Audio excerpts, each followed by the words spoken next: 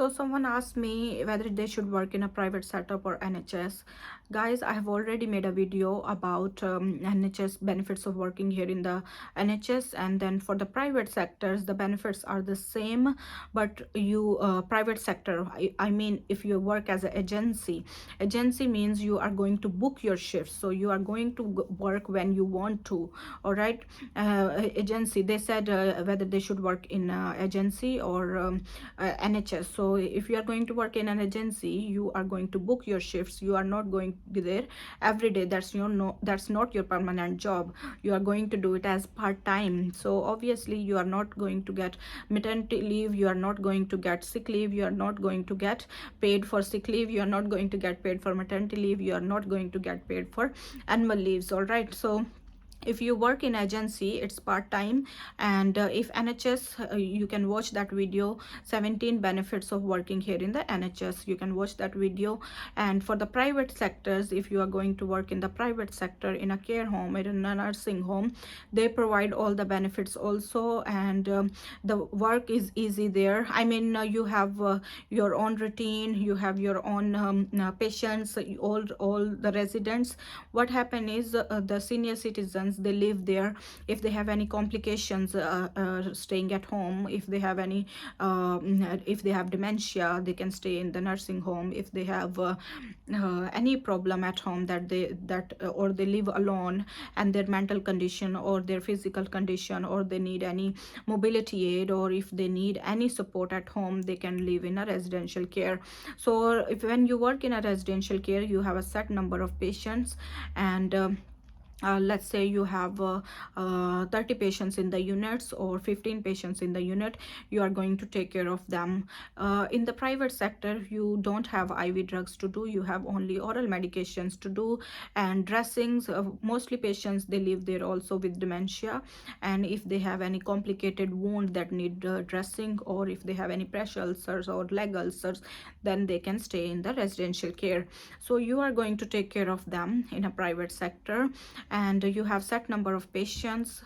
And you in the care homes, guys, you don't get enough support. Most of the time you are alone with 15 patients, or two nurses there with 15 patients or 20 patients. So I think if you are new to the country, you should work in the NHS, because there are lots of learning opportunities for you. There is career development for you, and there are free tools for you. There is benefits as a pension. And even in the care home you get pension, so don't worry about the pension. But in the NHS, as I said, you have more support, you have more colleagues around you.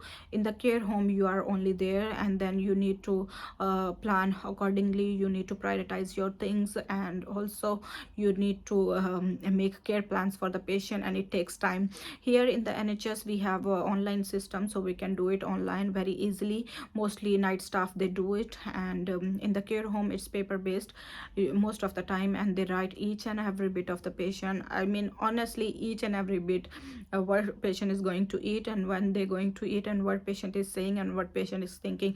So patient, you need to make a care, you make care plans for the patient in the private sector. And also you have good time to make bond for the with the patient in the care homes.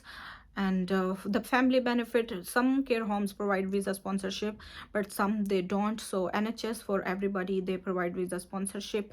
If they are recruiting from overseas, they do provide visa sponsorship and tickets and everything. But with the care homes, if you are here in the country, if you are here in the UK, then you don't need visa. I mean, if you have settled status, maybe then you don't need visa, then you can work in the private sector. And if you need visa, NHS is for you.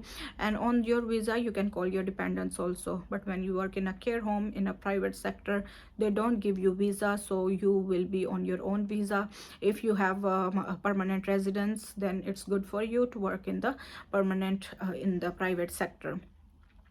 Obviously, as overseas nurse, you will be calling your family to come over, you will be calling your dependents to come over. So NHS is for you. The other things, they also pay leave, they also pay annual leave, they also pay for maternity leave. So all the benefits are same except the visa processing. And also the pay. NHS pays you very less, but private sector they pay you very high. So if you are thinking about only the pay, then go for the private sectors. But make guys, your job is secure in the NHS. In the private sector your job is not secure either. They can give you notice anytime. Here also they can give you notice, but sometimes, most of the times, NHS is very busy, so you get some relief from like they cannot terminate you unless you violate or unless you do something very serious. Okay, so I think your job is more secure with the NHS and than the private sectors. And in the private sectors, you spend more time with the patients. You are there all the time, and most of the time you need to be the leader, also be the supervisor of the departments also. So you need to be confident. You need to be aware of what you're doing, and you need to be very strong personality to work in a care home, because most of the time there is one nurse or two nurse in the whole department. But here in the NHS, you have a lot of other staff with you. You have your manager, you have your matron, each and everybody to support you in case of any emergency or in case of any problem. In the private sector, if you have any emergency, you have your manager, you have your supervisor, but at night you will be alone there. You are the only person.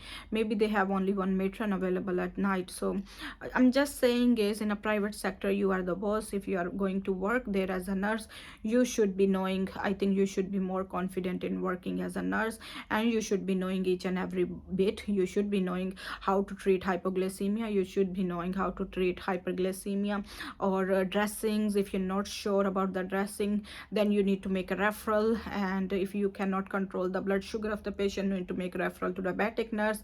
If a patient is having diabetic foot ulcer, you need to make referral. So all the referrals you do in the private sectors. But here in the NHS, if we have some problem, doctors they can refer the patients to the speech language therapist, to the other nurses. We can do also, so it's not a problem. But here we have more support. Doctors and nurse in charges, they help us a lot with the referrals. And but here in the private sector, you will be the one doing everything. And also, if you need to report something to the doctor, you do it by yourself. In the private sector, you are the one calling the doctor, telling them all the situation. Here in the NHS, doctors are available all the time, so you don't need to worry. If there is any problem, you can just talk to them directly, and they will be there to support you. In case of code blue, you are there, you are the first responder. In the private sectors, you are the first responder, because imagine you are only two person there, the other person is doing something and you are there, so you will be there to support that person. Here, if code bell if code blue announces, or if someone is not responding or something, I can press the emergency buzzer, or 10 or 15 people will come to rescue that patient. So it's totally up to you what you want to do, whether you want to work in a private sector or an NHS.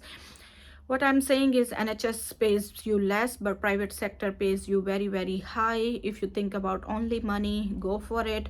If you don't want to lose your pin, work for the NHS, because I think with the NHS you have more support around, so you will not be making a lot of mistakes. Here in the care home, you should be very conscious when working there, because it's easy to lose your pin if you make any mistake, because you will be the only nurse to do those things, and you will be the only person taking care of that patient, or you are the only nurse there who looked after that patient. So if you made any mistake, there is a procedure. If you make any mistake, there is a procedure, you can report it.